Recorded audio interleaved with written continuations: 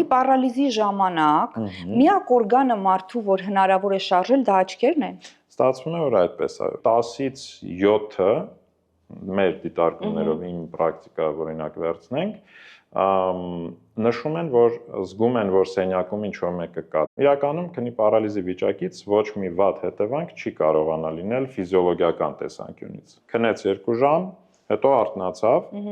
չի կարողանում քնել 1 ժամ, հետո նորից մի 2-3 ժամ քնեց, հետո նորից արթնացավ, այսինքն բլոկերով, հա, տենց քնելու ձևը նույնպես կարելի է այդպես պատկերացնել։ Իրանց մոտ հիմնականում հենց այդպես էլ հանդիպում են նարկոլեպսիայի ժամանակ։ Երբ մենք ասում ենք քնի գրոհ, դա ոչ միայն նրան է վերաբերում, որ կտրուկ քնեց, այլ նաև նրան, որ այդ կտրուկ քնելուն նախորդում էր լրիվ արթուն վիճակը։ Այդ ամենակարևորն է։ Կարող ենք ասել, որ այսպես մատի շարժումով նա քնեց, եւ սրա վտանգը հենց նրանում է, որ հայտնի չէ թե այդ պահին մարդը որտեղ կլինի։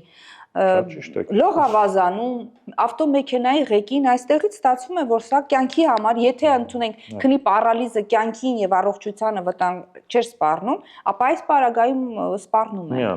Միանշանակ, որովհետեւ դա ամենաերևի գլխավոր խնդիրներից է, որին անդրադառնում են օրինակ զարգացած երկրների ավտոճանապարհային այդ ծառայությունները, անվտանգության։ Հայտնի է, որ մոտավորապես 15%-ը վթարների Միացյալ Նահանգներում մինչև 20-ը հասնում տարբեր նահանգներում տեղի են ունենում ղեկին քնելու պատճառով։ Ղեկին քնելու պատճառով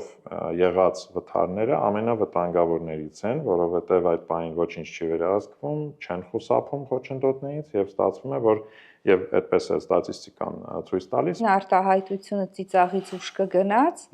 սա փոխակերպված այս նույն ախտորոշումն է։ Այո, մենք շատ քնի հետ կապված հետաքրքիր արտահայտություններ ունենք մեր ֆոլկլորում,